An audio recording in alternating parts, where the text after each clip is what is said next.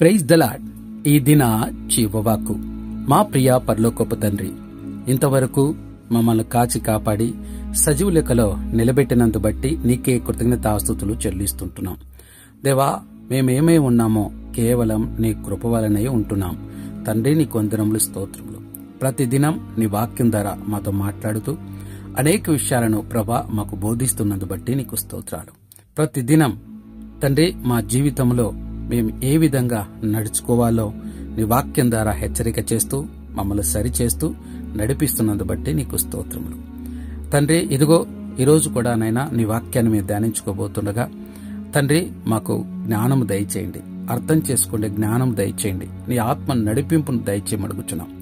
వినగలిగిన చెవులను, గ్రహించగలిగిన మనసును మాకు దయచేయండి. ఆత్మ చెప్పుచున్న మాటలు చెవిగలవాడు వినుగాక. యేసు నామములో అడిగి ప్రార్థిస్తున్నాము తండ్రి, ఆమేన్. సామెతల గ్రంథధ్యానం 12వ అధ్యాయం 1 నుండి 3 వచనములు. శిక్షను ప్రేమించువాడు జ్ఞానమును ప్రేమించువాడు, గద్దింపును అసహించుకొనువాడు పశుప్రాయుడు. సత్పురుషునికి యెహోవా కటాక్షము చూపును, దురాలోచనలు గలవాడు నేరస్తుడని ఆయన తీర్పు తీర్చును. భక్తిహీనత వలన ఎవరునూ స్థిరపరచబడరు, నీతిమంతుల వేరు కదలదు. హల్లెలూయా. ప్రియమైన దేవుని కుమారుడా, కుమార్తె, సామెతలు 12వ అధ్యాయం జ్ఞానం, నీతి, బుద్ధి మరియు పాపం గురించి విలువైన బోధనలను అందిస్తుంది. ఇది ముఖ్యంగా నీతిమంతుడికి దేవుని ఆశీర్వాదం ఉంటుందని, దుష్టుడు శిక్షను అనుభవిస్తాడని తెలియజేస్తుంది. మొదటి వచనంలో శిక్షను ప్రేమించట అంటే ఏమిటి? శిక్ష అంటే కఠినమైన తీర్పు కాదు. ఇది అనుభవం ద్వారా, ఉపదేశం ద్వారా నేర్చుకునే బోధన లాంటిది. దీనిని శిక్ష అనడం కంటే శిక్షణ అంటే బాగుంటుంది. ఒక మనిషి జ్ఞానం పెంచుకోవాలంటే అతను దిద్దుబాటు అనగా కరెక్షన్ మరియు లోబడటానికి ఇష్టపడాలి. దావీదు జీవితాన్ని గమనించండి.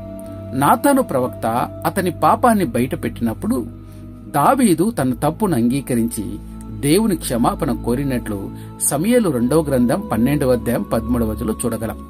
గద్దించుటను ద్వేషించువాడు నిజంగా మూర్ఖుడు అనాలి. తప్పును సరిదిద్దుకోవడానికి ప్రయత్నించే వారిని తిరస్కరించేవాడు మూర్ఖుడు. విషయం అర్థం చేసుకునే ముందు దానికి వ్యతిరేకంగా మాట్లాడేవారు విజ్ఞానహీనులు. సౌలు రాజు జీవితాన్ని గమనించండి. దేవుడు అతనికి ప్రవక్త అయిన సమూయేలు ద్వారా హెచ్చరించినప్పటికీ సౌలు అతని మాటలు తిరస్కరించి తన రాజ్యాన్ని కోల్పోయినట్లు సమూయేలు మొదటి గ్రంథం 15వ అధ్యాయం 22 నుండి 23 వచనంలో చదవగలం. దేవుని శిక్ష మన కోసం మంచిదే. హెబ్రీయులకు రాసిన పత్రిక 12వ అధ్యాయం 6వ వచనంలో దేవుడు తనను ప్రేమించే వారిని శిక్షిస్తాడని రాయబడి ఉన్నది. అలాగే మనం కూడా తండ్రిగా, గురువుగా దేవుని నడిపింపును అంగీకరించాలి. శిక్ష మరియు సలహాను అంగీకరించేవారు మాత్రమే నిజమైన జ్ఞానాన్ని పొందగలరు. తప్పులను ఒప్పుకొని మార్పు చేసుకోవడం బలహీనత కాదు, అది నిజమైన బుద్ధిమంతుల లక్షణం. దేవుని మార్గంలో నడవాలంటే ఆయన దిద్దుబాటును అంగీకరించాలి. శిక్షను తిరస్కరించేవారు మూర్ఖత్వంలోనే ఉంటారు, చివరికి నాశనమవుతారు.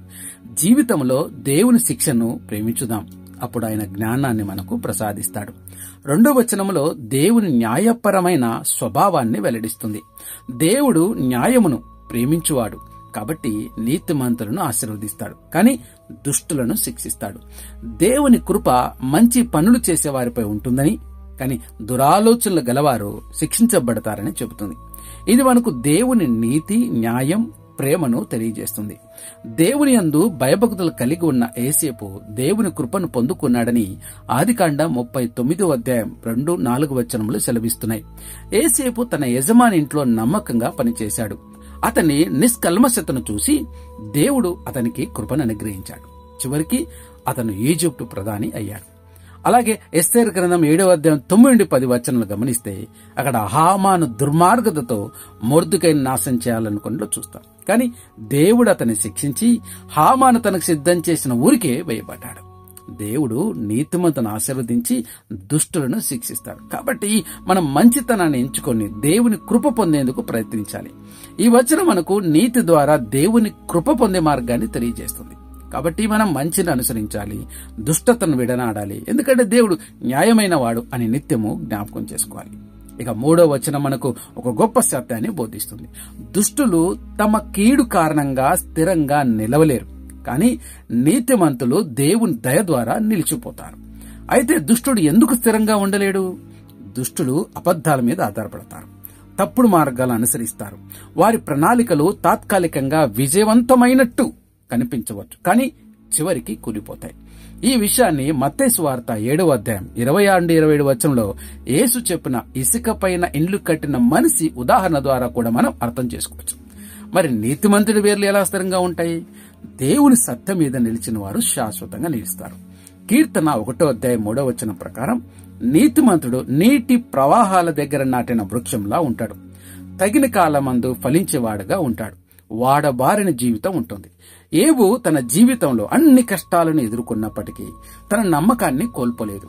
చివరికి దేవుడు అతనికి రెట్టింపు ఆశీర్వాదాన్ని దయచేశాడు. ఆదికాండం 6వ అధ్యాయం 8-9 వచనములు నోవాహు దేవుని కృప పొందినవాడని సెలవిస్తున్నది. నోవాహు ఆ కాలంలో నీతిమంతుడుగా దేవునికి ప్రీతిపాత్రుడుగా జీవించాడు.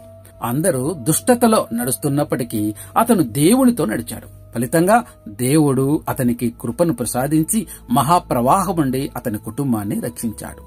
దుష్టులు తాత్కాలికంగా విజయం సాధించినట్లు కనిపించిన వారు నిలబడలేరు, కానీ దేవునిపై నమ్మకం ఉంచి నడిచి నీతిమంతులు శాశ్వతంగా స్థిరముగా ఉంటారు. మనం దేవుని మీద నమ్మకంతో జీవించి ఆయన కృపను పొందాలని ఈ వాక్యం మనకు నేర్పిస్తుంది. దేవుడు ఈ కొద్ది వాక్యములను జీవించి ఆశీర్వదించునుగాక. ప్రార్థన చేసుకుందాం.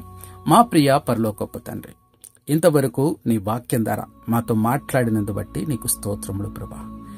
దేవా, శిక్షను ప్రేమించువాడు, జ్ఞానమును ప్రేమించువాడు, గద్దింపును అసహించుకొనువాడు పశుప్రాయుడు అని మీరు మాతో మాట్లాడినందు బట్టి నీకు స్తోత్రములు తండ్రి. అవునైనా తండ్రినైనా, మా జీవితంలో నువ్వు అనుమతించే ప్రతి శిక్ష మా మేలు కొరకే గాని కీడు కొరకు కాదు. మేమేదో దుర్మార్గం చేశామని, అయా తను మేము నాశనం కావాలని ప్రభా తండ్రినైనా నువ్వు ఎన్నడూ కోరుకోలేదయ్యా. మేము బాగుపడాలని, నీకిష్టమైన బిడ్డలుగా జీవించాలని నువ్వు ఆశపడుతూ ఉన్నావు.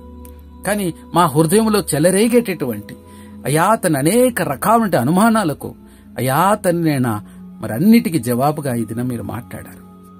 శిక్ష అనేది అది శిక్షగా చూస్తే తప్పుగా అనిపించవచ్చు, కానీ అది శిక్ష కాస్త శిక్షణగా అనుకుంటే అది ఎంతో గొప్ప మేలు చేస్తుంది, మా జీవితాలను మార్చేదిగా ఉంటుందని మేము నమ్ముచుంటున్నాం. అలాగే తండ్రినైనా గద్దింపును అసహించుకున్నవాడు నిజంగా పశుప్రాయుడే. గద్దింపును అసహించుకున్నాడు సౌలు, నాశనమైపోయింది జీవితం.